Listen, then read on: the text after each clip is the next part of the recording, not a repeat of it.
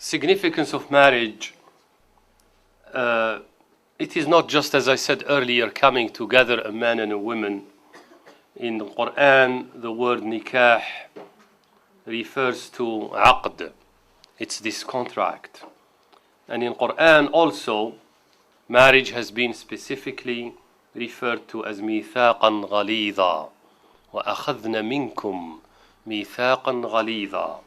That is, and they have taken from you, in reference to woman, O man, they have taken from you a strong covenant. And so if it is ميثاقا غليظا, if it is this strong covenant in the sight of Allah, it should not be taken lightly in terms of disrespect, and it should not be taken lightly in terms of breakage. Before getting there, one has to do due diligence and do his best to preserve the marriage, because it is a contract that is ghalid, that is very strong. Also, as I said at the onset, marriage in Islam is regulated in great details. The consent of both spouses is an explicit condition for a valid marriage. Allah subhanahu wa ta'ala refers to this in this ayah.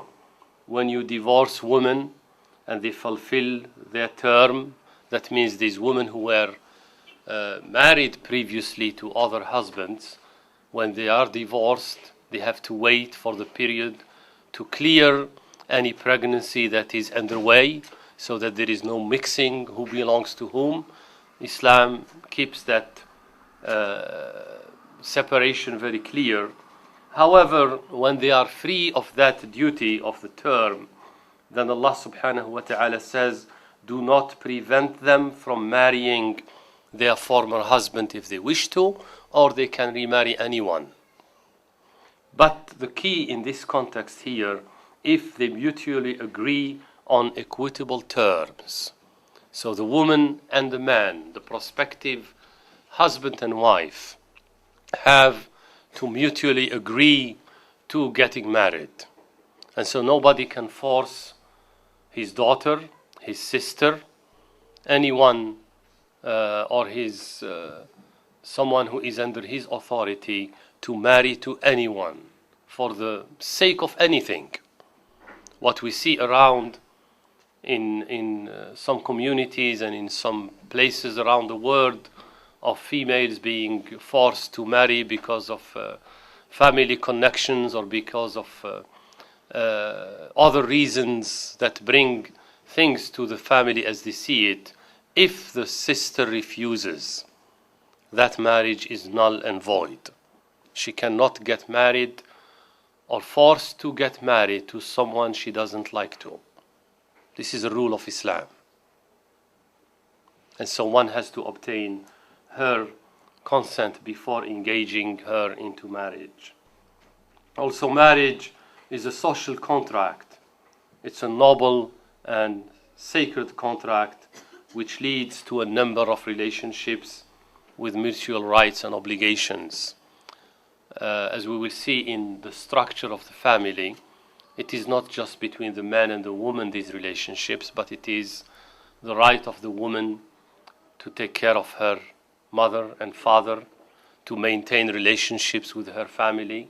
Likewise, on the other side, the woman cannot impose on her husband or work in any shape or form to sever the relationships of her husband with his mother, his father, or his extended family.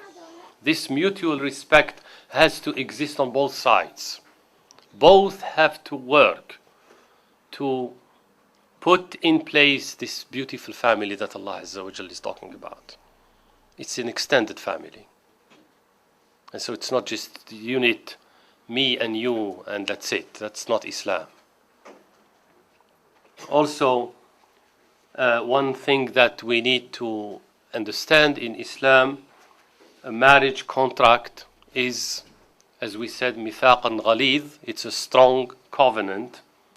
However, it is not a sacrament. In the understanding of other religions, it is not irrevocable. There are conditions under which that contract can be revoked, nullified, and allow the two parties to depart on their own ways. And that is called divorce. So divorce is permitted in cases where marriage has failed, although the family, the community has to do its utmost to help them keep that marriage. But if it becomes impossible, then it is permissible to divorce.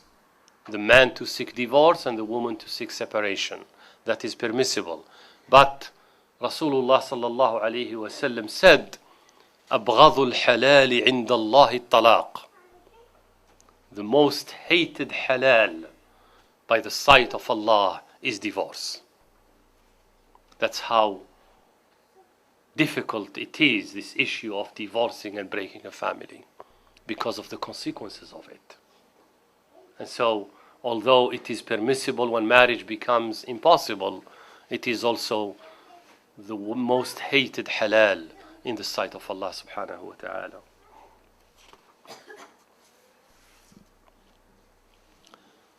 As a social unit, the institution of the family plays an important role in Muslim society. In fact, it is the first starting nucleus of the Muslim society. If a family is on a correct path, then the society is in a correct path.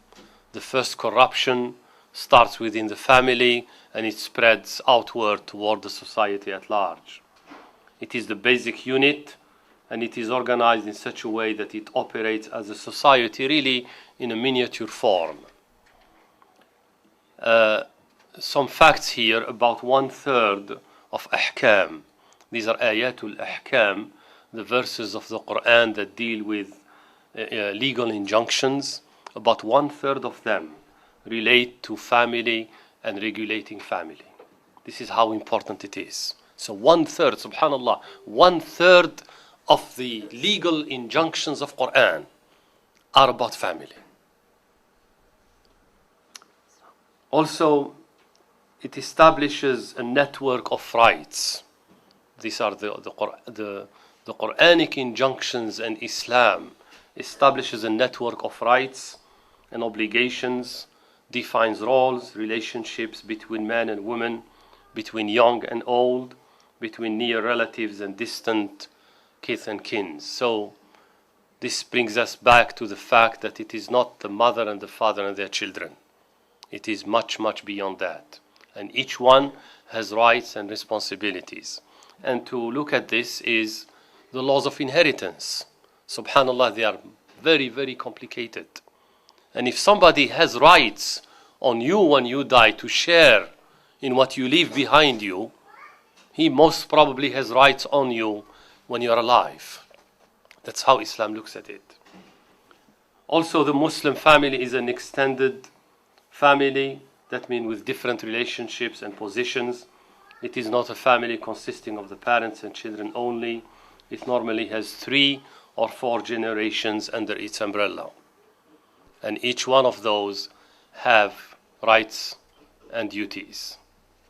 And so when a grandmother is living with the family, she has to be respected by all. Her rights are on all the other members of the family, each one with his own duties toward her.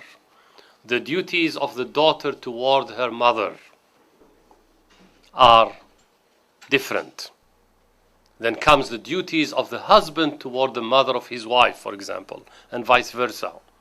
Then comes the duties of the children toward their grandmother, and so on. So this is where, when we talk about the respect for parents, the veneration of parents, all of that comes from this.